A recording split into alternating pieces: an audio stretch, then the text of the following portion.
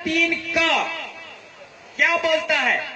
अनुच्छेद 13(3) का कहता है कि आदिवासी के ऊपर कोई भी सामान्य कानून लागू नहीं होता।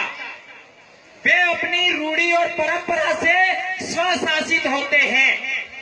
तो यदि आज सरकार ने हमको रैली का इजाजत नहीं दिया तो हमने रैली करके दिखाया, वह आर्टिकल 13(3) के तहत हुआ। और उसके लिए हमारे ऊपर कोई केस नहीं कर सकता। और यदि कोई केस करता है तो कौन सी सरकार करती है? इस देश में 3 सरकारें हैं, राज्य सरकार, केंद्र सरकार और भारत सरकार। भारत सरकार कौन? आदिवासी। राज्य सरकार और केंद्र सरकार भारत सरकार के अधीन है। तो नरेंद्र मोदी हो चाहे राज्य का मुख्यमंत्री हो, वो आदिवासियों के नीचे नौकर है। ये मैं नहीं कह रहा हूं, ये आर्टिकल 244(1) भी बोलता है।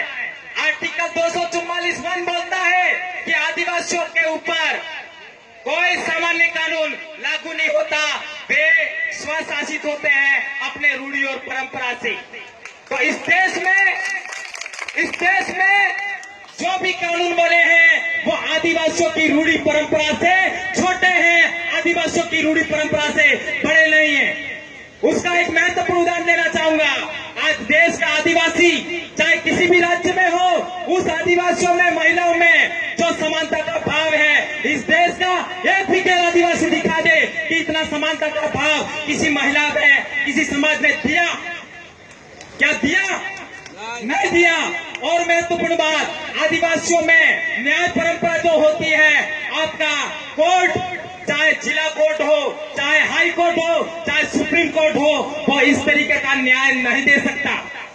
इस वजह से सुप्रीम कोर्ट ने नवंबर 2013 में वेदांता वर्सेस ओडिशा सरकार ने कहा कि आदिवासियों के ऊपर न्यायपालिका का कानून लागू नहीं होता, आदिवासियों के ऊपर व्यवस्थापिका का कानून लागू नहीं होता और आदिवासियों पर कार्यपालिका का कानून लागू नहीं होता।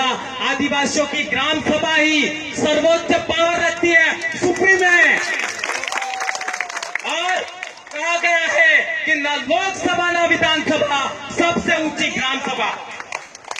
और दोस्तों, आर्टिकल 244(1) में हम लोगों को राइट ऑफ ऑनर